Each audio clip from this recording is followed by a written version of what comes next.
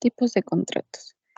¿Qué es? Es un acuerdo bilateral, oneroso, consensual o formal entre dos personas donde una parte denominada comprador se compromete a entregar una cantidad de dinero o signo que lo represente a otra a cambio de un bien considerado vendedor. ¿Quiénes intervienen en el contrato de compraventa? En el contrato de compraventa hay dos partes intervinientes, una es el comprador y otra el vendedor. El comprador es quien adquiere una cosa y se obliga a pagar un precio y el vendedor es quien la entrega y a cambio recibe un pago. Contrato de venta con reserva de dominio. El contrato con reserva de dominio es un acuerdo entre comprador y vendedor por medio del cual el vendedor mantiene la propiedad del bien pese a entregarlo mientras el comprador no pague el precio total. ¿A quién está dirigido? Toda persona natural o jurídica, nacional o extranjera que esté en capacidad para contratar y en pleno goce de sus derechos de ciudadanía y establezca un contrato de compraventa con reserva de dominio de un bien mueble. Contrato de venta comercial de bienes raíces. Por regla general es contrato consensual. Adicionalmente, ocurre que por excepción, en ciertos casos es contrato solemne en contrato principal porque subsidia por sí solo la compraventa, no es contrato accesorio.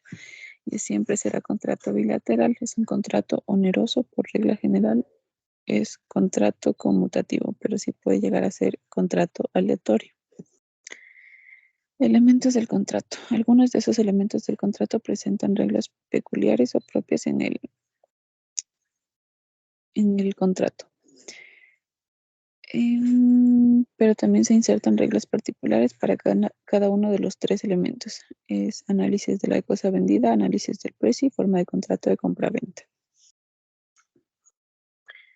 Contrato de transferencias y transmisión de la empresa y establecimiento de la empresa, que es el contrato por el que uno de los contratantes se obliga a entregar una cosa determinada y el otro a pagar por ella, un precio cierto.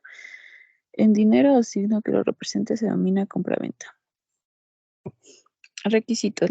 La cesión global con su propio nombre indica de ser todo el patrimonio de una sociedad. No se admite la transmisión separada de los distintos bienes que la conforman.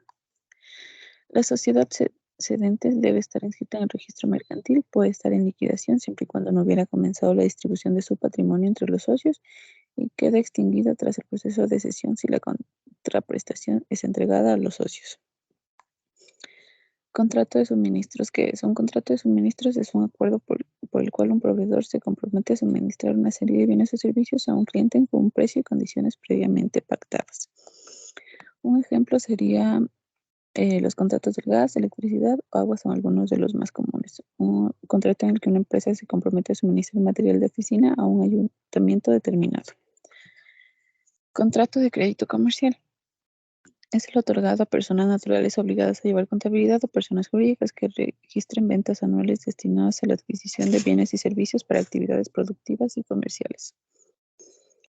Un claro ejemplo sería una heladería. Esta recibe materias primas para fabricar los helados, por ejemplo, azúcar y leche. El proveedor le ofrece una facilidad de pago. La factura se divide en dos, una parte a 30 días y la otra a 60 días.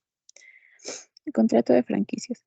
El contrato de franquicias va a ser el documento final que regule los derechos y obligaciones del franquiciado y franquiciador durante toda la vigencia de la relación. En este documento se plasma la voluntad de los firmantes de entablar una relación empresarial a través del sistema de franquicia. El franquiciado debe exigir que el documento que firme regule de forma clara e inequívoca las obligaciones que el sistema de franquicia impone al franquiciador y cumplir con las exigencias de las normas.